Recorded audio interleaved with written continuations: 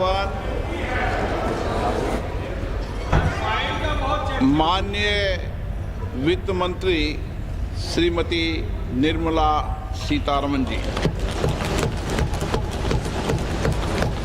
Item number one. Item number one. Sir, with your permission, I rise to lay on the table a copy each of the following papers, Hindi and English versions, under Article 281 of the Constitution.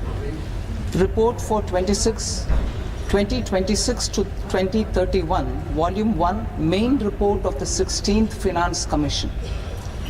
2. Report for 2026-2031, Volume 2, Annexures of the 16th Finance Commission. Number 3. Explanatory memorandum as to the action taken on the recommendations contained in the above report. Item number 2, माननीय वित्त मंत्री निर्मला सीतारमन जी.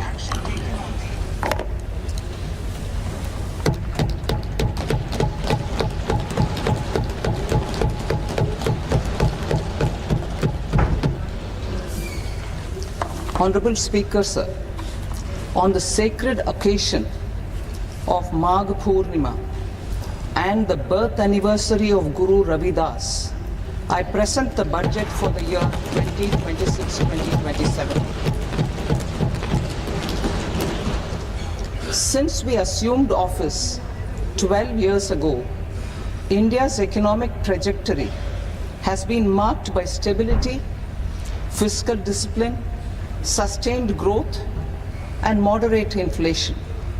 This is the result of conscious choices we have made, even in times heightened uncertainty and disruption. Our government, led by Honorable Prime Minister Modi, has decisively and consistently chosen action over ambivalence, reform over rhetoric, and people over populism. We have pursued far-reaching structural reforms, fiscal prudence and monetary stability, whilst maintaining a strong thrust on public investment. Keeping Atmanirbharta as a lodestar, we have built domestic manufacturing capacity, energy security, and reduced critical import dependencies. Simultaneously, we have ensured that citizens benefit from every action of the government, undertaking reforms to support employment generation, agricultural productivity, household purchasing power, and universal services to people.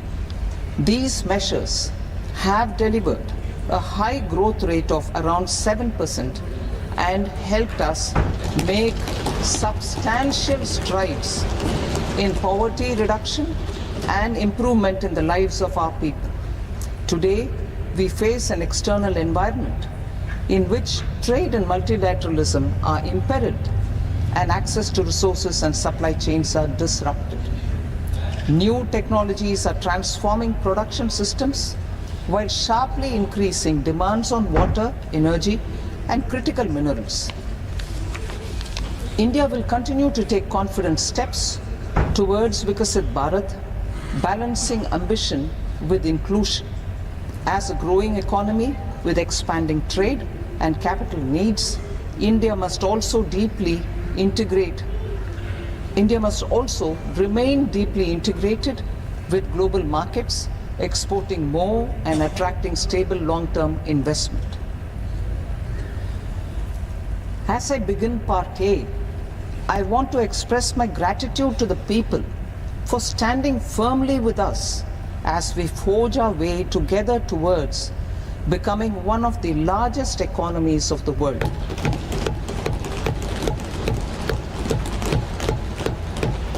Our aim is to transform aspiration into achievement and potential into performance as we ensure that the dividends of growth reach every farmer, the scheduled caste, the scheduled tribes, the nomads, the youth, the poor, and the women.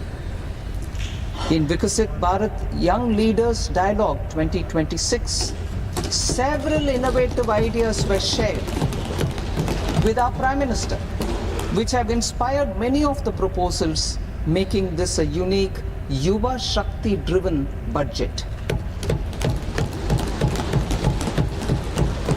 Our government's sankalp is to focus on our poor, underprivileged and the disadvantaged. To deliver on this sankalp, and given that this is the first budget prepared in Kartavya Bhavan, we are inspired by three Kartavya. Our first Kartavya is to accelerate and sustain economic growth by enhancing productivity and competitiveness and building resilience to volatile global dynamics. Our second Kartavya is to fulfill aspirations of our people and build their capacity, making them strong partners in India's path to prosperity. Our third Kartavya, aligned with our vision of Sabka Saath, Sabka Vikas, is to ensure that every family, community, region and sector has access to resources, amenities and opportunities for meaningful participation. This threefold approach requires a supportive ecosystem. The first requirement is to sustain the momentum of structural reforms, continuous, adaptive and forward-looking. Second, a robust and resilient financial sector is central to mobilizing savings, allocating capital efficiently and managing risks. Third, cutting-edge technologies, including AI applications, can serve us as force multipliers for better governance. Reform Express. Our government has undertaken comprehensive reforms towards creating employment, boosting productivity, and accelerating growth. After the Prime Minister's announcement on Independence Day in 2025, over 350 reforms have been rolled out. This includes GST simplification, notification of labor codes, and rationalization of mandatory quality control orders. High-level committees have been formed, and in parallel, the central government is working with the state governments on deregulation and reducing compliance requirements. The Reform Express is well on its way and will maintain its momentum to help us fulfill our Kartavya. I now move to specific proposals. Under our first Kartavya, to accelerate and sustain economic growth, I propose interventions in 6 areas. 1. Scaling up manufacturing in 7 strategic and frontier sectors. 2. Rejuvenating legacy industrial sectors. 3. Creating champion MSMEs. 4. Delivering a powerful push for infrastructure. 5. Ensuring long-term security and stability. And 6. Developing city economic regions. Scaling up of manufacturing in 7 strategic and frontier sectors.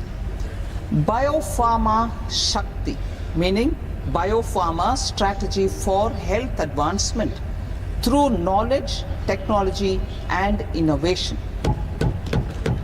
India's disease burden is observed to be shifting towards non-communicable diseases like diabetes, cancer and autoimmune disorders. Biologic medicines are key to longevity and quality of life at affordable costs. To develop India as a global biopharma manufacturing hub,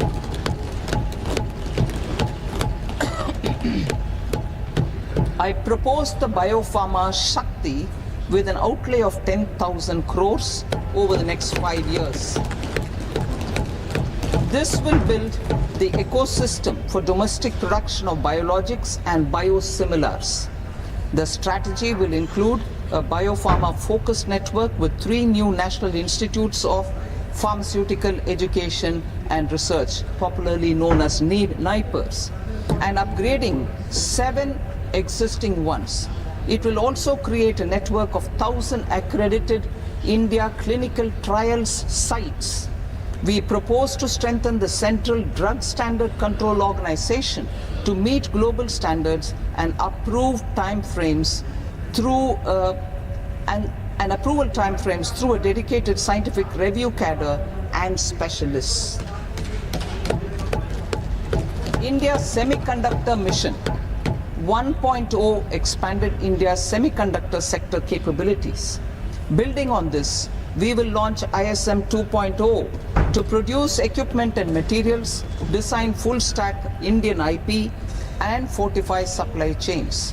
We will also focus on industry-led research and training centers to develop technology and skilled workforce. The Electronics Components Manufacturing Scheme, launched in April 2025 with an outlay of 22,919 crores, already has investment commitments at double the targets. We propose to increase the outlay to 40,000 crores to capitalize on this momentum.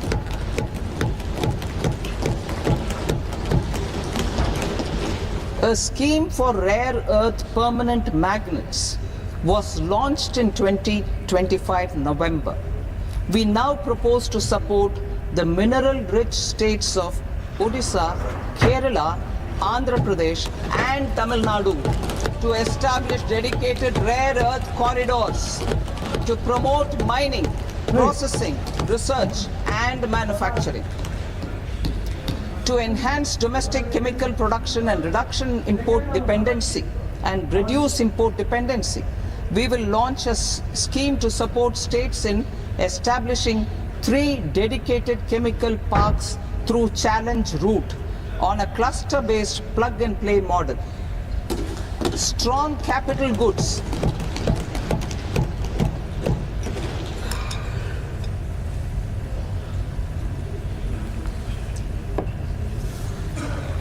Strong capital goods capability is a determinant of productivity and quality across different sectors. Towards building this capacity, I propose the following. High-tech tool rooms will be established by central public sector enterprises at 2 locations as digitally enabled automated service bureaus that locally design, test and manufacture high-precision components at scale and at lower cost. 2.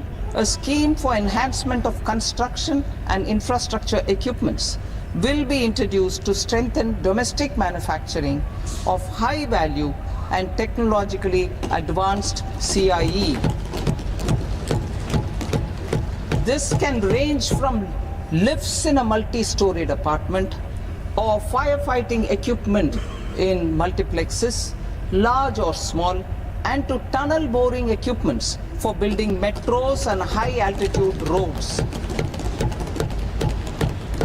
I also propose a scheme for container manufacturing to create a globally competitive container manufacturing ecosystem with a budgetary allocation of 10,000 crores over a 5-year period. For the labor-intensive textile sector, I propose an integrated program with 5 subparts. 1.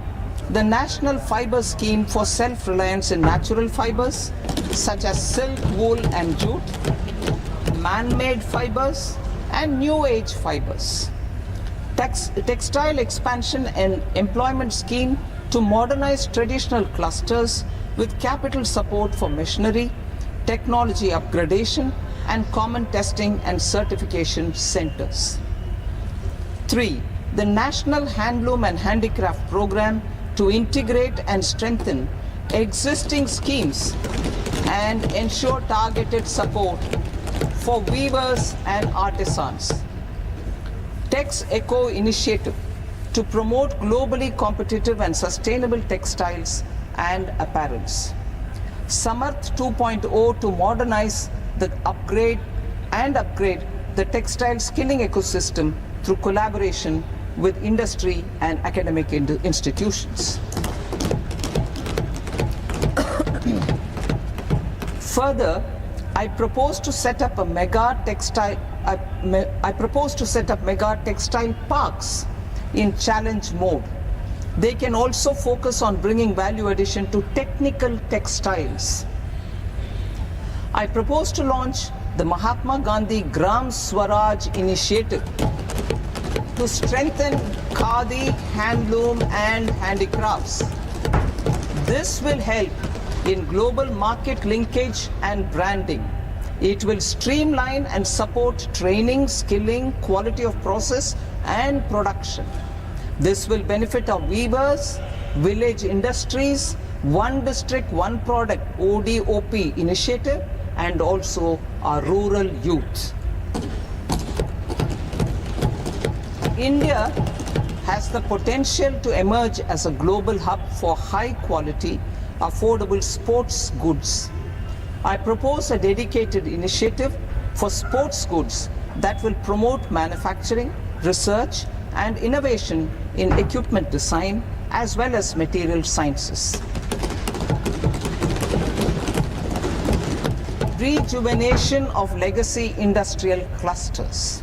I propose to introduce a scheme to revive 200 legacy industrial clusters to improve their cost competitiveness and efficiency through infrastructure and technology upgradation. Creating champion SMEs and supporting micro enterprises.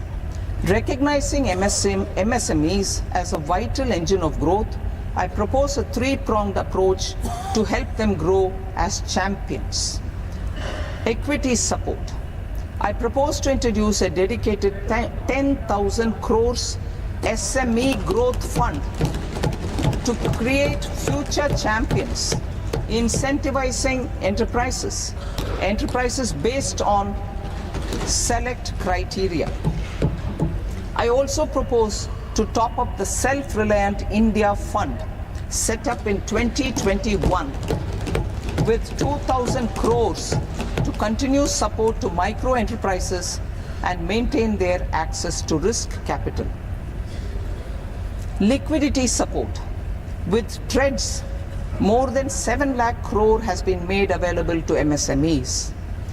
To leverage its full potential, I propose 4 measures. 1. Mandate TREDS as the transaction settlement platform for all purchases from MSMEs by CPSEs, serving as a benchmark for other corporates. 2. Introduce a credit guarantee support mechanism through CGTMSE for invoice discounting on TREDS platform. 3. Link GEM with TREDS for sharing information with financiers about government purchases from MSMEs, encouraging cheaper and quicker financing. 4.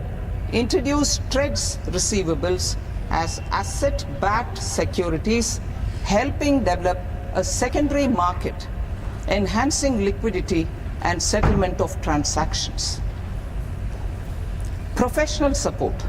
Government will facilitate professional institutions such as the ICAI, ICSI, ICMAI to design short-term modular courses and practical tools to develop a cadre of corporate mitras, especially in Tier 2 and Tier 3 towns.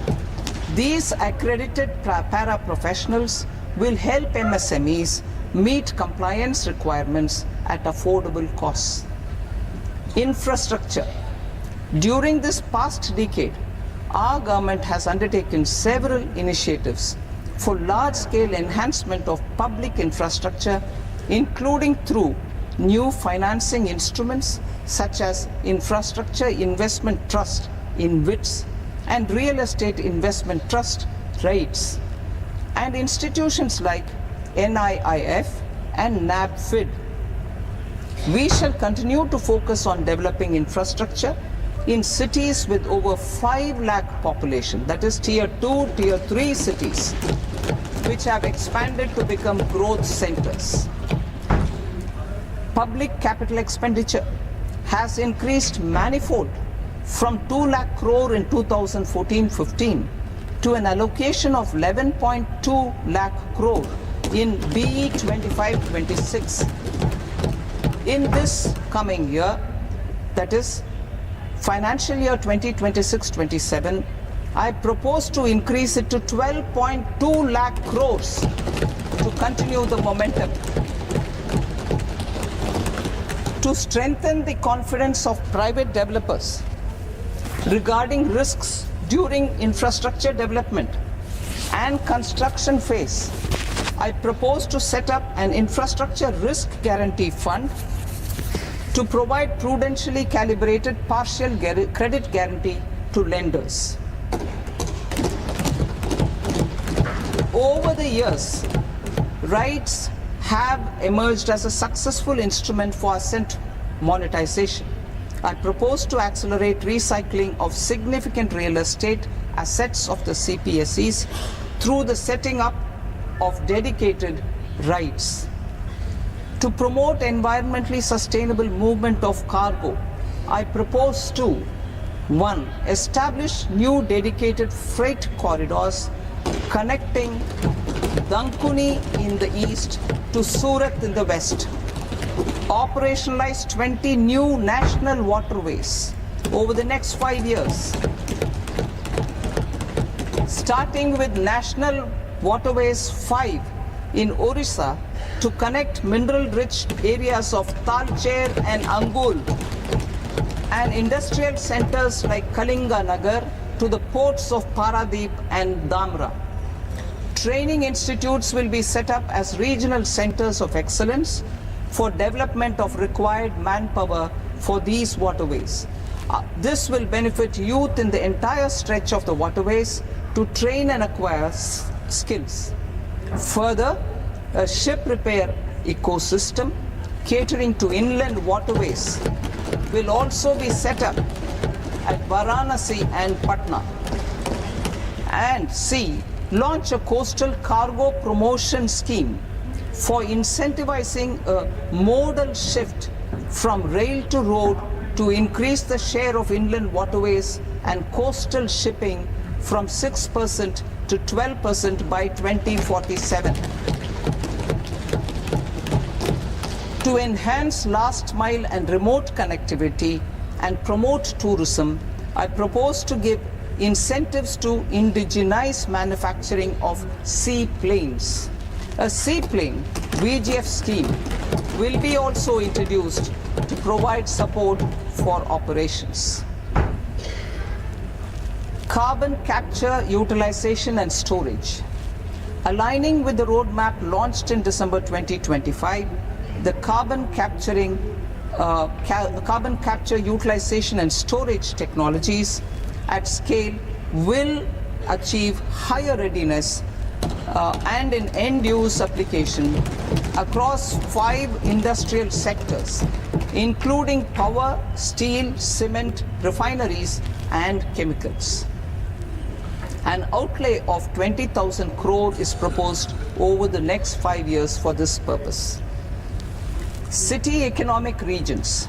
Cities are India's engines of growth, innovation, and opportunities.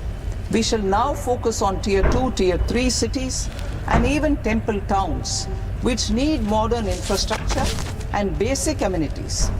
This budget aims to further amplify the potential of cities to deliver the economic power of agglomerations by mapping city economic regions based on their specific growth drivers. An allocation of 5,000 crore per CER over 5 years is proposed for implementing their plans through a challenge mode with a reform cum result based financing mechanism. In order to promote environmentally sustainable passenger systems, we will develop 7 high-speed rail corridors between cities as growth connectors, namely Mumbai to Pune, Pune to Hyderabad, Hyderabad to Bengaluru, Hyderabad to Chennai, Chennai to Bengaluru, Delhi to Varanasi, Varanasi to Siliguri.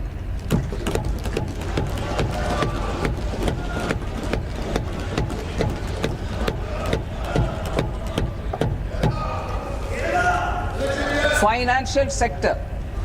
The Indian banking sector today is characterized by strong balance sheet, historic highs in profitability, improved asset quality, and coverage exceeding 98% of villages in the country. At this juncture, we are well placed to futuristically evaluate the measures needed to continue on the path of reform-led growth of this sector. I propose setting up a high-level committee on banking for Vikasit Bharat. High-level committee on banking for Vikasit Bharat to comprehensively review the sector and align it with India's next phase of growth while safeguarding financial stability, inclusion, and consumer protection. The vision for NBFCs for Vikasit Bharat has been outlined with clear targets for credit disbursement and technology adoption in order to achieve scale and improve efficiency in the public sector NBFCs. As a first step, it is proposed to restructure the Power Finance Corporation and Rural Electrification Corporation. I propose a comprehensive review of the foreign exchange management non-debt instruments rules to create a more contemporary, user-friendly framework for foreign investments consistent with India's evolving economic priorities. Corporate bond market. I propose to introduce a market-making framework with suitable access to funds and derivatives on corporate bond indices. I also propose to introduce total return swaps on corporate bonds. Municipal bonds. To encourage the issuance of municipal bonds of higher value by larger cities, I propose an incentive of 100 crore rupees for a single bond issuance.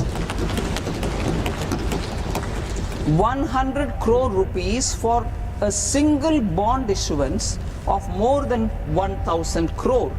The current scheme under Amrit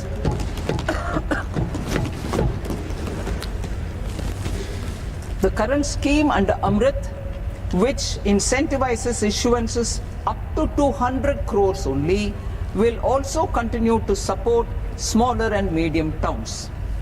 That will also continue to support the smaller and medium towns. Ease of doing business. Individual persons resident outside India, PROI, will be permitted to invest in equity instruments of listed Indian companies through the portfolio investment scheme. It is also proposed to increase the investment limit for an individual PROI under the scheme from 5% to 10%, with an overall investment limit for all individual PROIs to 24% from the current 10%. Emerging technologies including AI. 21st century is technology driven. Adoption of technology is for the benefit of all people. Farmers in the field, women in STEM, youth keen to upskill, and Divyangjan to access newer opportunities. The government has taken several steps to support new technologies through AI Mission, National Quantum Mission, Anusandhan National Research Fund, and Research and Development and Innovation Fund. Our second kartav is to fulfill aspirations and build capacities. Close to 25 crore individuals have come out of multi-dimensional poverty through a decade of our government's sustained and reform-oriented efforts.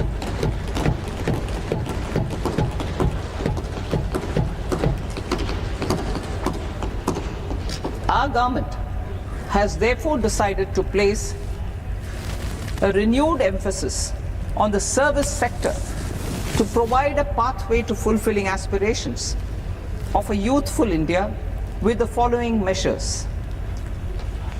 I propose to set up a high-powered Education to Employment and Enterprises Standing Committee to recommend measures that focus on services sector as a core driver of Vikasit Bharat. This will make us a global leader in services with a 10% global share by 2047. The committee will prioritize areas to optimize the potential for growth, employment, and exports. They will also assess the impact of emerging technologies, including AI, on jobs and skill requirements and propose measures thereof. To create a range of skilled career pathways, a new range of skilled career pathways for our youth, I propose interventions in the following sectors. Health. Existing institutions for allied health professionals will be upgraded and new AHP institutions established in private and government sectors.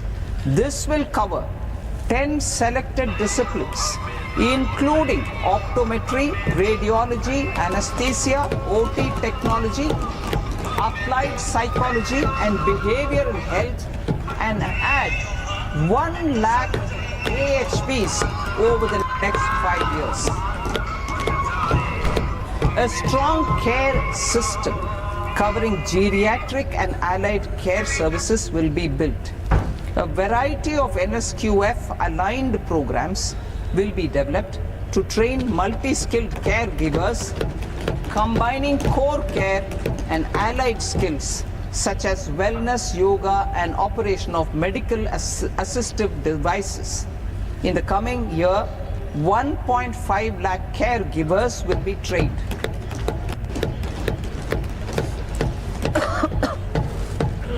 Hubs for medical value tourism. To promote India as a hub for medical tourism services, I propose to launch a scheme to support states in establishing 5 regional medical hubs in partnership with the private sector. These hubs will serve as integrated healthcare complexes that combine medical, educational, and research facilities. They will have Ayush centers, medical value tourism facilitation centers, and infrastructure for diagnostics, post-care, and rehabilitation. These hubs will provide diverse opportunities, job opportunities for health professionals, including doctors and AHPs. Ancient Indian yoga, already respected in several parts of the world, was given a mass global recognition when Honorable Prime Minister took it to the UN. Post-COVID, Ayurveda gained a similar global acceptance and recognition. Exporting quality Ayurveda products helps farmers who grow the herbs and youth who process the products. To meet growing global demand, a few more steps are being taken. I propose to 1. Set up 3 new All India Institutes of Ayurveda. 2. Upgrade Ayush pharmacies and drug testing labs for higher standards of certification ecosystem and make available more skilled personnel. 3. Upgrade the WHO Global Traditional Medicine Center in Jamnagar to bolster evidence-based research, training, and awareness for traditional medicine. Animal husbandry. Livestock contributes to close to 16% of farm income, including of poor and marginal households. To scale up availability of veterinary professionals by more than 20,000, I propose to roll out a loan-linked capital subsidy support scheme for establishment of veterinary and para-veterinary colleges, veterinary hospitals, diagnostic laboratories, and breeding facilities in private sector.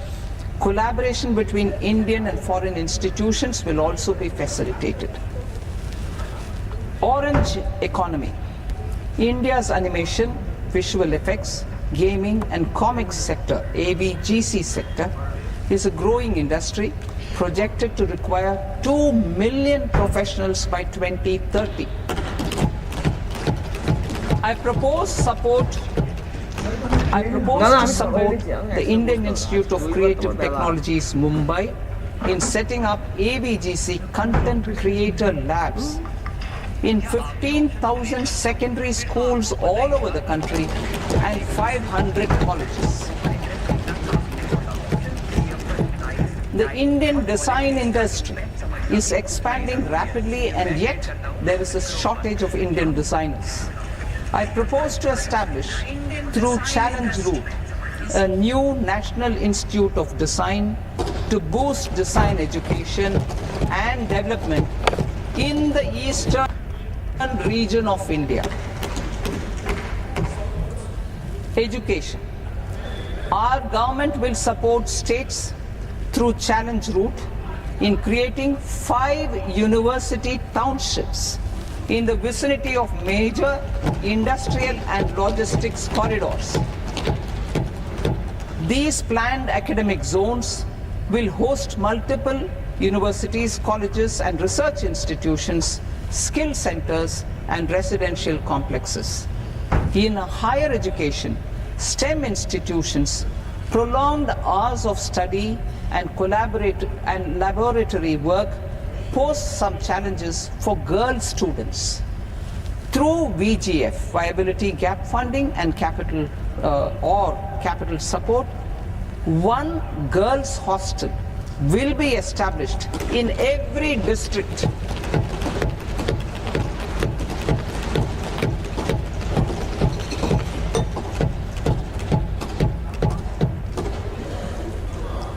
To promote astrophysics and astronomy via immersive experiences. 4 telescope infrastructure facilities will be set up or upgraded. The National Large Solar Telescope, the National Large Optical Infrared Telescope, the Himalayan Chandra Telescope, and the Cosmos 2 Planetarium. Tourism. The tourism sector has the potential to play a large role in the employment generation, forex earnings, and expanding the local economy. I propose to set up a National Institute of Hospitality by upgrading the existing National Council for Hotel Management and Catering Technology. It will function as a bridge between academia, industry, and government. I also propose a pilot scheme for upskilling 10,000 guides in 20 iconic tourist sites through a standardized, high-quality, 12-week training course in hybrid mode in collaboration with the Indian Institute of Management. A national destination digital knowledge grid will be established to digitally document all places of significance, cultural, spiritual, and heritage.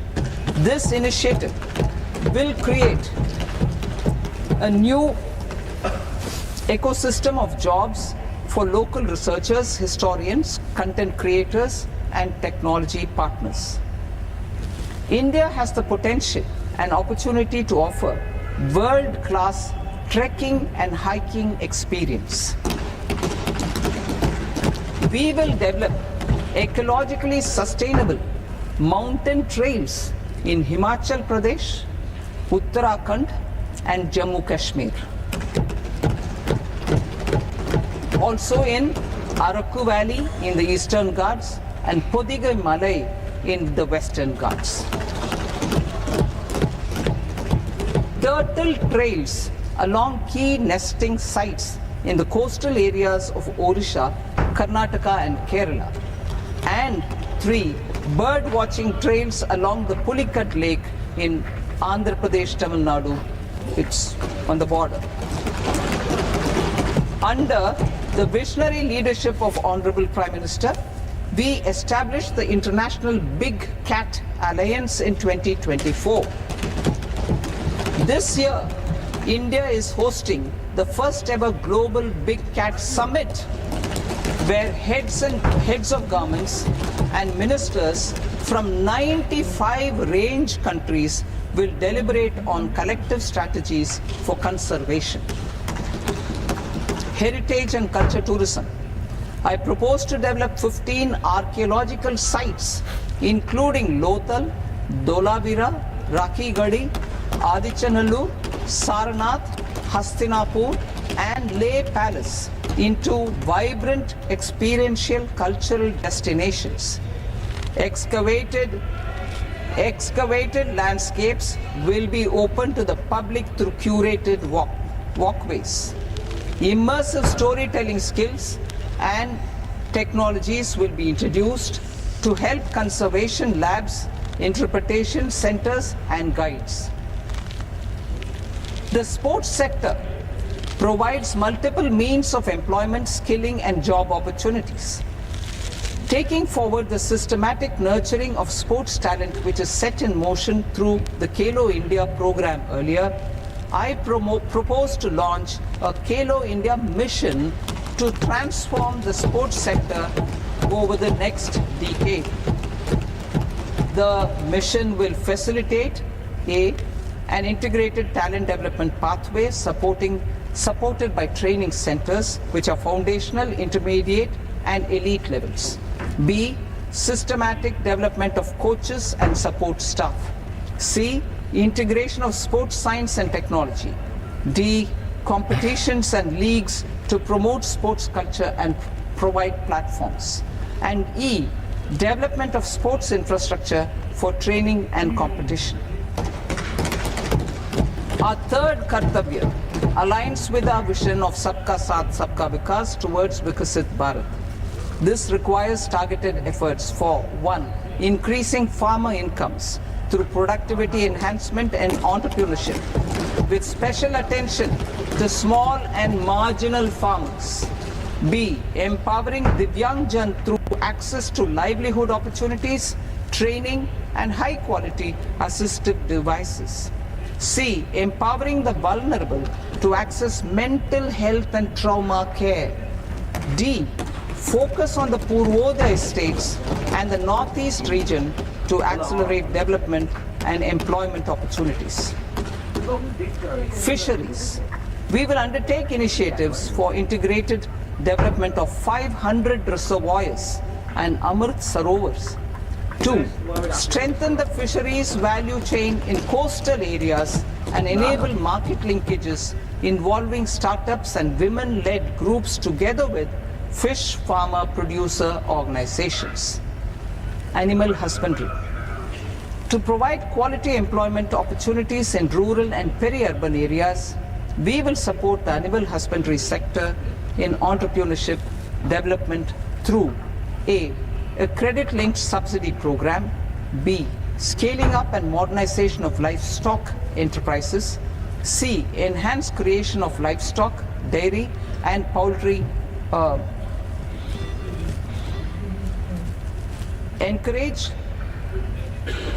read that again. Enhanced creation of livestock, dairy, and poultry-focused integrated value chains. And D. Encourage creation of livestock farmer producer organizations. High value agriculture. To diversify farm outputs, increase productivity, enhance farmers' incomes, and create new employment opportunities, we will support high value crops such as coconut, sandalwood, cocoa, cashew in the coastal areas. Agar trees in northeast and nuts such as almonds, walnuts, and pine nuts in our hilly regions. These, all of them, will be supported. India is the world's largest producer of coconuts. About 30 million people including nearly 10 million farmers, depend on coconuts for their livelihood. To further enhance competitiveness in coconut production, I propose a coconut promotion scheme to increase production and enhance productivity through various interventions, including replacing and non-productive trees with new saplings or plants or varieties in major coconut growing states. A dedicated program is proposed for Indian cashew and cocoa to make India self-reliant in raw cashew and coconut production and processing, enhance export competitiveness, and transform Indian cashew and Indian cocoa into premium global brands by 2030. Sandalwood. Sandalwood is closely linked to India's social and cultural heritage. Our government will partner with state governments to promote focused cultivation and post-harvest processing to restore the glory of the Indian sandalwood ecosystem, to rejuvenate old, low-yielding orchards and expand high-density cultivation of walnuts, almonds and pine nuts. We will support a dedicated program to enhance farmer incomes and in bringing value addition by engaging youth. Bharat Vistar, that is virtually integrated system to access agricultural resources. I propose to launch Bharat Vistar, a multilingual AI tool that shall integrate the AgriStack portals and the ICAR package on agricultural practices with AI systems. This will enhance farm productivity, enable better decisions for farmers, and reduce risk by providing customized advisory support. She Marts for rural women-led enterprises. Building on the success of Lakpati Didi program, I propose to help women take the next step from credit-linked livelihoods to being owners of enterprises. Self-help entrepreneur, She Marts will be set up as community-owned retail outlets within the cluster-level federations through enhanced and innovative financing instruments. Empowering Divyangjan. Divyangjan Kaushal Yojana. Information technology, AVGC sectors, hospitality and food and beverages sectors often offer task-oriented and process-driven roles which are suitable for Divyangjan. We will ensure dignified livelihood opportunities through industry-relevant and customized training specific to each Divyangjan group. Divyang Sahara Yojana.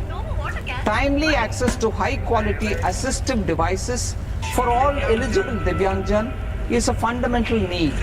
I propose to 1. Support the Artificial Limbs Manufacturing Corporation of India, Alimco, to set up and to scale up production of assistive devices, invest in R&D and AI integration, strengthen PM Divyasha Kendras, and support setting up of assistive technology marts as modern retail style centers where Divyangjan and senior citizens can see, try and purchase assistive products. Reaffirming our commitment to mental health and trauma care. There are no national institutes for mental health care in North India. We will therefore set up a NIMHANS 2 and also upgrade national mental health institutes in Ranchi and in Tezpur as regional apex institutions. Emergencies expose families, particularly the poor and vulnerable, to unexpected expenditure. We will strengthen and increase these capacities by 50% in district hospitals by establishing emergency and trauma care centers. Focus on Purvodaya states and northeastern regions. Purvodaya, I propose the development of an integrated East Coast industrial corridor with a well-connected node at Durgapur, creation of 5 tourism destinations in 5 Purvodaya states, and the provision of 4,000 e-buses. Buddhist sites in northeastern region. The northeastern region is a civilizational confluence of Theravada and Mahayana or Vajrayana traditions. I propose to launch a scheme for development of Buddhist circuits in Arunachal Pradesh, Sikkim, Assam, Manipur, Mizoram, and Tripura. The scheme will cover preservation of temples and monasteries, pilgrimage interpretation centers, connectivity, and pilgrim amenities. 16th Finance Commission. On 17th November 2025, the 16th Finance Commission submitted its report to the President. As mandated under Article 281 of the Constitution, the government is to lay the report along with the explanatory memorandum on the action taken report on the recommendations of the Commission in Parliament, which, Sir, Honourable Speaker, you've allowed me to do at the commencement of this session. The government has accepted the recommendation of the Commission to retain the vertical share of devolution at 41%. As recommended by the Commission, I have provided 1.4 lakh crores of rupees to the states for the year 2026-2027 as Finance Commission grants. These include rural and urban local body and disaster management grants. Fiscal consolidation. Government has been delivering on our fiscal commitments consistently without compromising on social needs. To strive towards accepted standards of fiscal management in Budget 25-26, I had indicated that the central government would target reaching a debt to GDP ratio of 50 plus or minus 1% by 2030-31. In line with this, the debt to GDP ratio is estimated to be 55.6% of GDP in BE 26-27, compared to 56.1% of GDP in RE 25-26. A declining debt to GDP ratio will gradually free up resources for priority sector lending and expenditure by reducing the outgo on interest payments. One of the main operational instruments for debt targeting is the fiscal deficit. I am happy to inform this august House that I fulfilled my commitment made in 2021-2022 to reduce fiscal deficit below 4.5% of GDP by 25-26. In RE 25-26, the fiscal deficit has been estimated at par with BE of 2025-26 at 4.4% of GDP. In line with the new fiscal prudence path of debt consolidation, the fiscal deficit in BE 26-27 is estimated to be 4.3% of the GDP.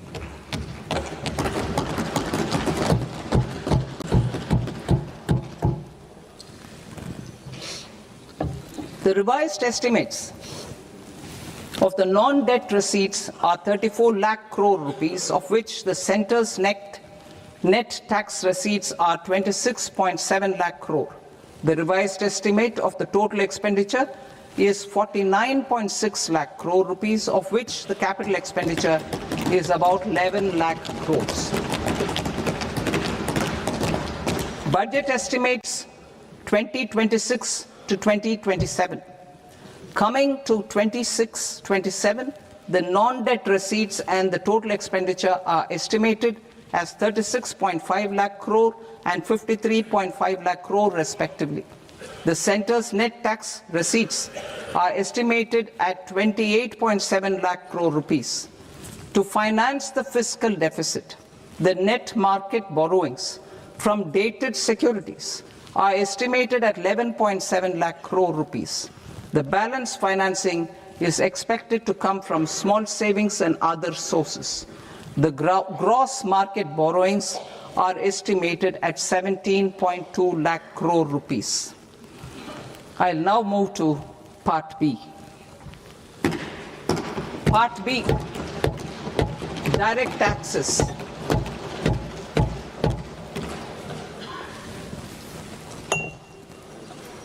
Honorable Speaker, sir, I now present my proposals on direct taxes. New Income Tax Act. In July 2024, I announced a comprehensive review of the Income Tax Act 1961. This was completed in a record time, and the Income Tax Act 2025 will come into effect from 1st April 2026. The simplified income tax rules and forms will be notified shortly, giving adequate time to taxpayers to acquaint themselves with its requirements. The forms have been redesigned such that ordinary citizens can comply without difficulty. Ease of living. I propose that any interest awarded by the Motor Accident Claims Tribunal to a natural person will be exempt from income tax, and any TDS on this account will be done away with. I propose to reduce TCS rate on the sale of overseas tour program package from the current 5% and 20% to 2% without any stipulation of amount. I propose to reduce TCS rate for pursuing education and for medical purposes under the Liberalized Remittance Scheme, popularly known as LRS, from 5% to 2%. Supply of manpower services is proposed to be specifically brought within the ambit of payment to contractors for the purpose of TDS to avoid ambiguity. Thus, TDS on these services will be at the rate of either 1% or 2% only. I propose a scheme for small taxpayers, wherein a rule-based automated process will enable obtaining a lower or nil deduction certificate instead of filing an application with the assessing officer. For the ease of taxpayer holding securities in multiple companies, I propose to enable depositories to accept Form 15G or Form 15H from the investor and provide it directly to various relevant companies. I propose to extend time available for revising returns from 31st December to up to 31st March with the payment of a nominal fee. I also propose to stagger the timeline for filing of tax returns. Individuals with ITR 1 and ITR 2 returns will continue to file till 31st July, and non-audit business cases or trusts are proposed to be allowed time till 31st August. TDS on sale of immovable property by a non-resident is proposed to be deducted and deposited through resident buyers and his or her PAN-based challan instead of requiring a TAN, which is a temporary accounting number.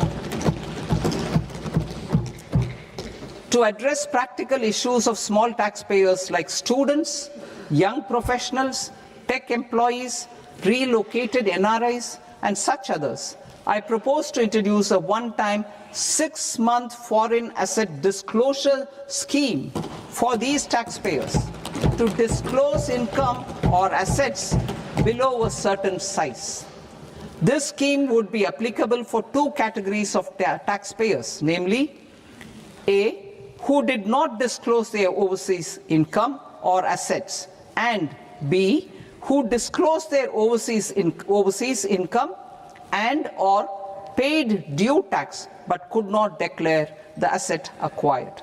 For category A, the limit of undisclosed income or asset is proposed to be up to 1 crore rupees. They need to pay 30% of fair market value of asset or 30% of undisclosed income as tax and 30% as additional income tax in lieu of penalty, and would thereby get immunity from prosecution. For category B, asset value is proposed to be up to 5 crore rupees. Here, immunity from both penalty and prosecution will be available with a payment of fee of 1 lakh rupees. Rationalizing penalty and prosecution. Multiplicity of proceedings are hindrance to the ease of doing business. I propose to integrate assessment and penalty proceedings by way of a common order for both. There will be no interest liability on the taxpayer on the penalty amount for the period of appeal before the first appellate authority, irrespective of the outcome of appeal process. Further, quantum of prepayment is being reduced from 20% to 10% and will continue to be calculated only on core tax demand.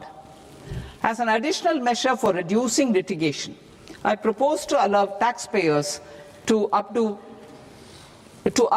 their returns even after reassessment proceedings have been initiated, and an additional 10% tax rate over and above the rate applicable for the relevant year.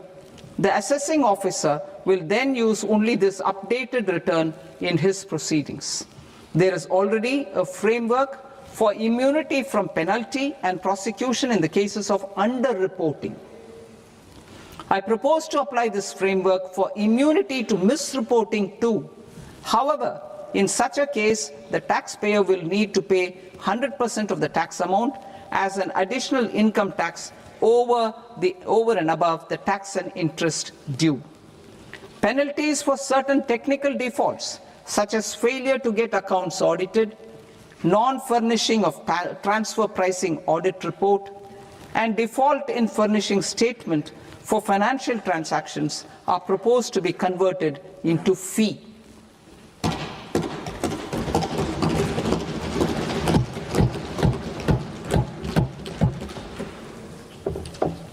I propose to rationalize prosecution framework under Income Tax Act while maintaining a careful balance for deterrence in some serious offence. Non-production of books of account and documents and requirement of TDS payment where payment is made in kind are being decriminalized. Further, minor offences will attract fine only. The remaining prosecutions will be graded commensurate with the quantum of offence. They will entail only simple imprisonment with maximum imprisonment reduced to 2 years and power to courts to convert even those into fines. There is no penalty. There is no penalty presently for non-disclosure of non-immovable foreign assets with aggregate value less than 20 lakh rupees. I propose to also provide them with immunity from prosecution with retrospective effect from 1/10/2024.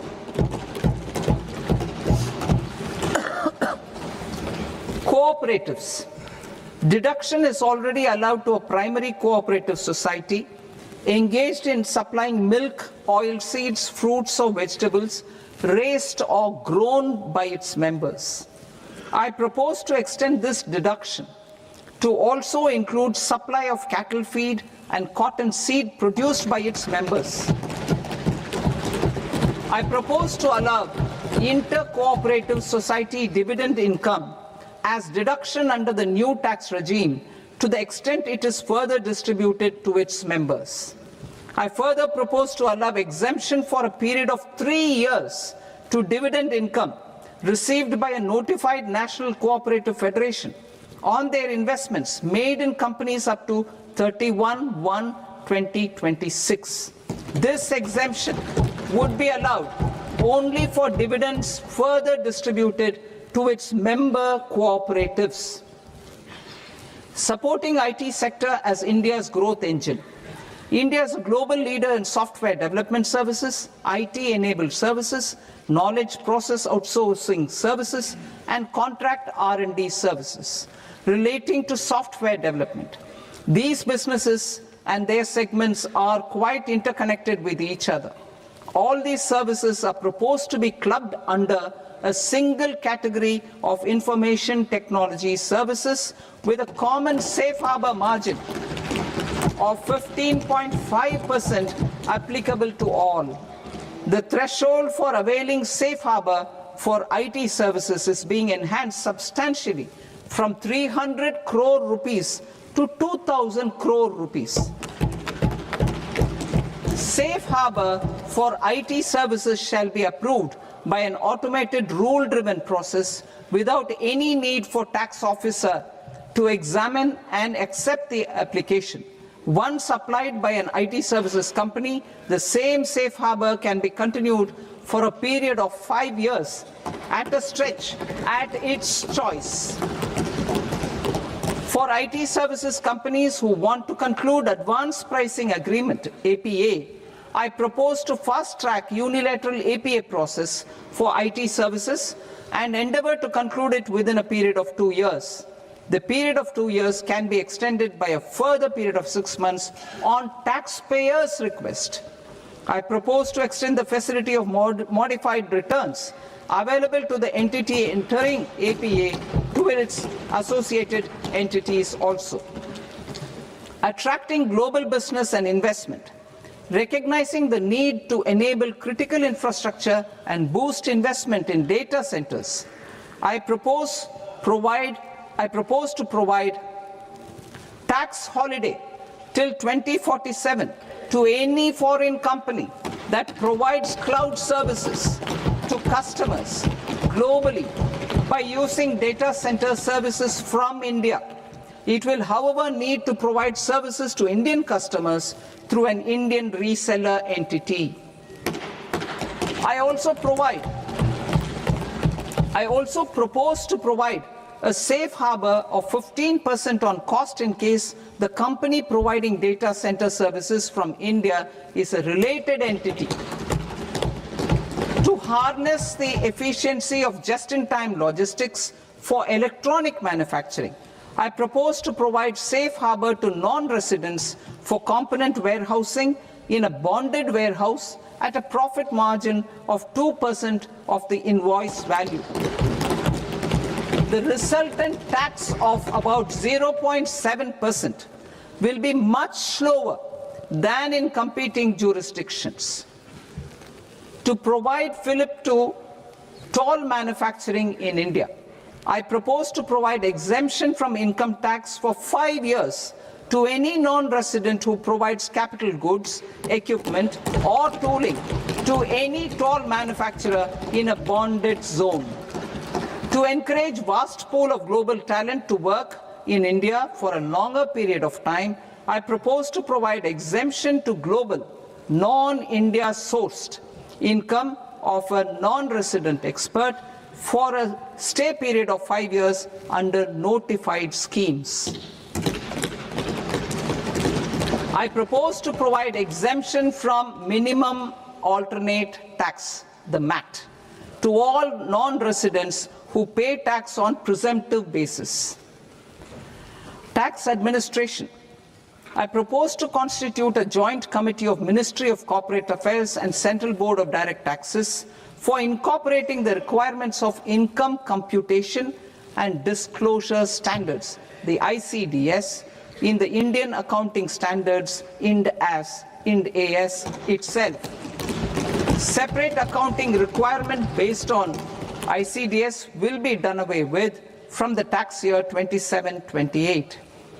To support Prime Minister Modi's vision of homegrown accounting and advisory firms to become global leaders, I propose to rationalize the definition of accountant for the purposes of safe harbor rules.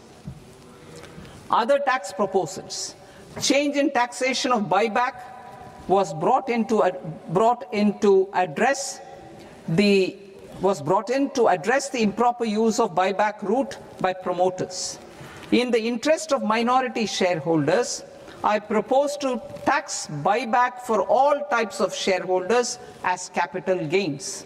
However, to disincentivize misuse of tax arbitrage, promoters will pay an additional buyback tax.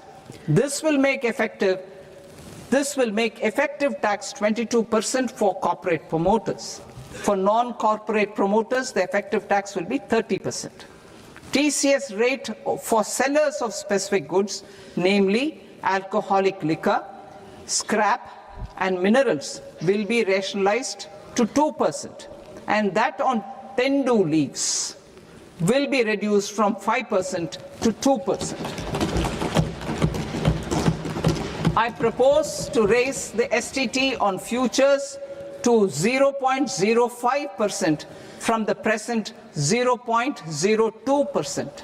STT on options premium and exercise of options are both proposed to be raised to 0.15% from the present rate of 0.1% and 0.125% respectively. We reformed the taxation landscape for corporates in 2019 by providing them a simplified regime with lower tax rate so that they could productively focus on business rather than on claim of deductions and exemptions. To encourage companies to shift to the new regime, set-off of brought forward MAT credit, minimum alternate tax credit, is proposed to be allowed to companies only in the new regime. Set off using available MAT credit is proposed to be allowed to an